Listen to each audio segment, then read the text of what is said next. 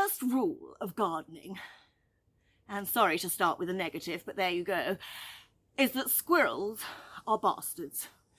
James Bond villains, the Blofelds of the Bougainvillea. No, that's not right. The first rule of gardening is that you have to go into the garden. For me, gardens were just places where my stilettos would pin me to the lawn. At parties, I'd pivot around like a sundial, downing a Pimm's and another. Gardens were for sad people. My neighbour, Kirsten, was big on planting and pruning and worrying about an early frost.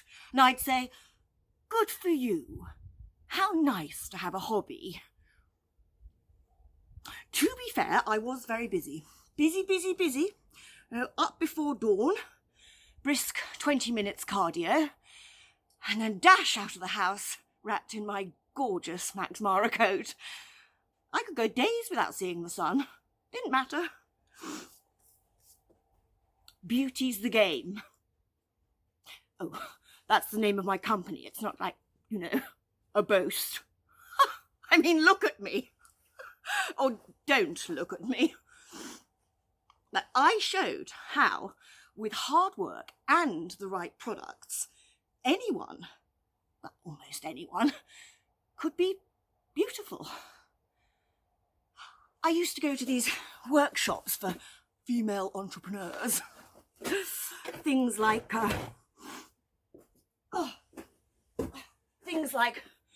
dressing for success.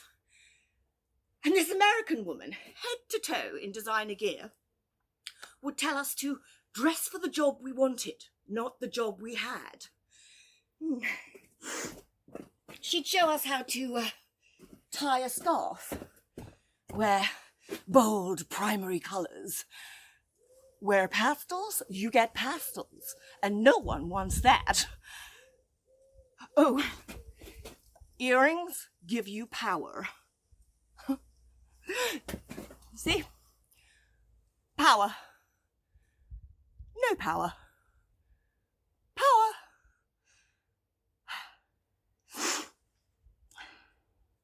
Power. So, after you go into your garden, you have to... Oh! Did you see him? That bloody squirrel! Ha!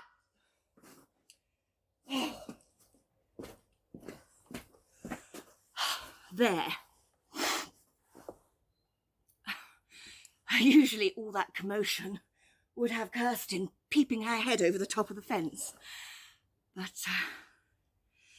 anyway, so, where was I? If you are a beginner gardener, like me, then bulbs are the way to go. Hyacinths, irises, crocuses, tulips are my favourite. You just stick them in the ground and see what happens.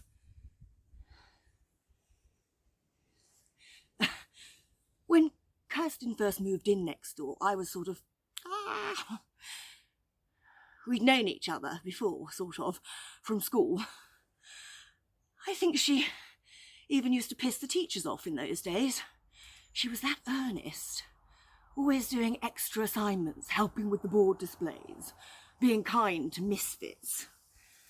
Not entirely sure she was where she was one herself. I kept her at a distance. Civil, but no encouragement, Hi there. We must. Got a dash. However, having a stay-at-home mother next door had its advantages. She'd take in my packages and keep an eye on my place. Sometimes I'd drop off a basket of free samples for her and her daughter. Peace. In retrospect, though, perhaps I could have done more. Kirsten was a catastrophizer. I'm not sure if she'd always been one, but by the time her partner, Ben, you can imagine, left her, disaster was Kirsten's long-awaited guest. The neighbourhood WhatsApp group stopped responding to her alarms about potential intruders, local air pollution levels, injured hedgehogs, a harmless eccentric. And peace. She couldn't wait to go off to university for just a little, well, peace.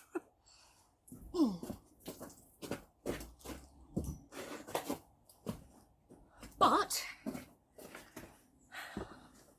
when actual disaster hit, Kirsten took it surprisingly calmly. How were you when it happened? Brave? Calm? Carrying on? Spools of toilet paper and a magnum of Carex at the ready? I was not so great.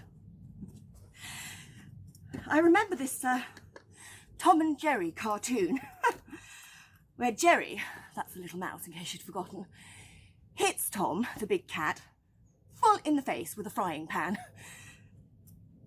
And Tom just sits there vibrating with this big old flattened frying pan shaped face.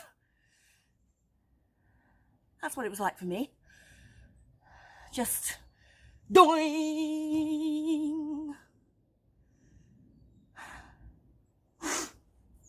My business didn't even last 2 months. I barely survived the spring. I'd eat bowls of crunchy nut cornflakes soaked in water. I fell asleep, wrapped in my coat, my beautiful coat. I drew down the blinds and only answered the door when my wine delivery appeared. I couldn't bear to be seen. Weeks and weeks went by. Then it was Kirsten who brought me out again. As if I was a wild animal who needed coaxing closer and closer with breadcrumbs.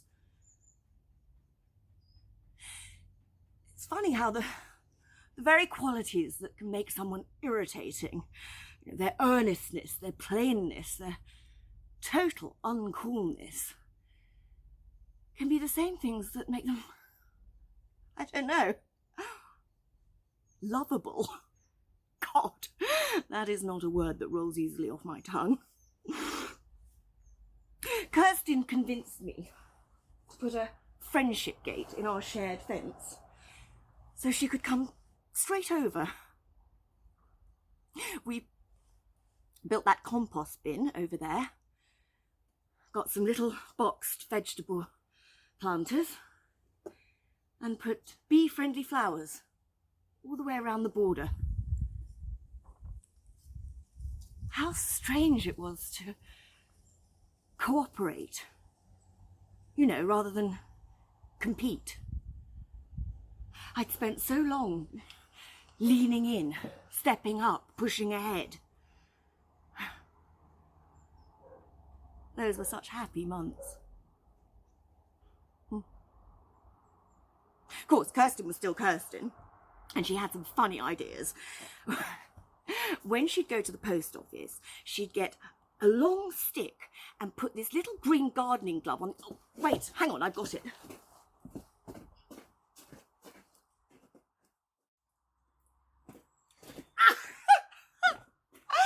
Funny, I know. She'd walk along with it stuck out in front of her, keeping others at a distance.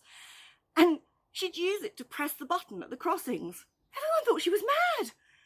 I said, "You may as well say, 'Stay clear, I'm a loony.'" And Kirsten laughed. She stuck the stick out towards me and I held its little gloved hand. We stayed like that for quite a while.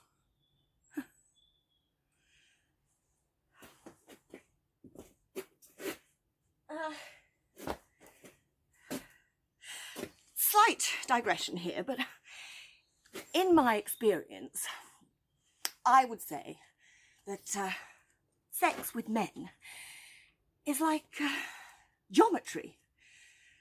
You work out the angles and dimensions and form your perfect, or more frequently imperfect, triangle, and then operate within that agreed vertex and repeated motion, and isometry in metric space. But with Kirsten, it was more like...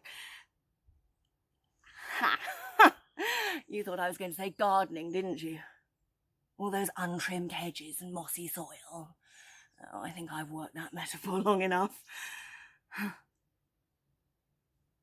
It was a language lesson. Or perhaps more like relearning your mother tongue, as it were. Perhaps it wasn't a subject at all, and we were more like subjects and objects all at once. Whatever. Oh, we were careful. We stayed outdoors. One day, lounging on the grass, Kirsten said to me, "Do you know what we should do? Go inside? No, it's getting cold. Build a yurt." I saw us, decades into the future, two handsome crones, huddled together in our glorious yurt, linking arms with generations of wild women that had gone before us. And she pulled me closer. We could paint it. I kissed her and build a fire pit. She held my face. Then we heard this shattering scream. "Mummy!" It was Peace. "What are you doing?" Well, Kirsten scrambled up and Peace stormed into my garden, trampling the strawberries and the sage. "You've gone mad!" "No, the Smithsons are called. Everyone's talking about you two." I looked up at my neighbour's window and I saw a flash of movement. I tried to pull Kirsten back, but she shrank back. Peace shouted at me. "How could you take advantage of Mummy?" Had I? You know she's... Peace didn't finish her sentence. What was she going to say? Delicate? Vulnerable? Lonely? I'll never know. Instead, Peace reported us to the council. They came and bricked up our friendship gate. For good measure, they raised the height of the fence.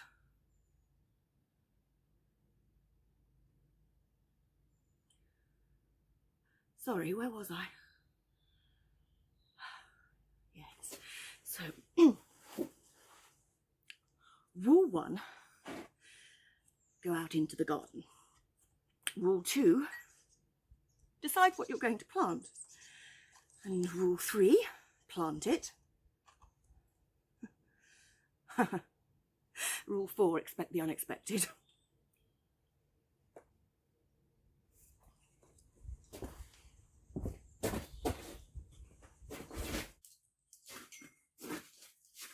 One evening, I heard a hooting, like a mateless owl. And I saw Kirsten in the middle of her garden with her stick. She raised it up at me and waved its little hand. I ran out into the garden and I held its hand. Peace appeared and Kirsten dropped the stick, but I held on. A door slammed. I never saw either of them again.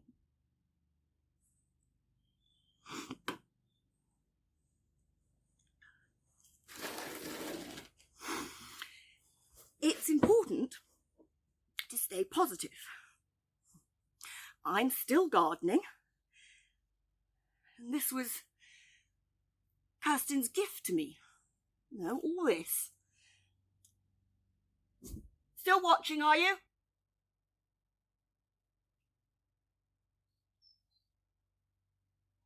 I'm thinking of naming the squirrel.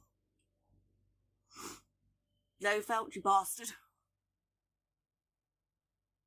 Perhaps tomorrow I'll bring you some nuts. Kirsten told me it was important to touch soil every day. And since we can't touch each other, it'll have to do.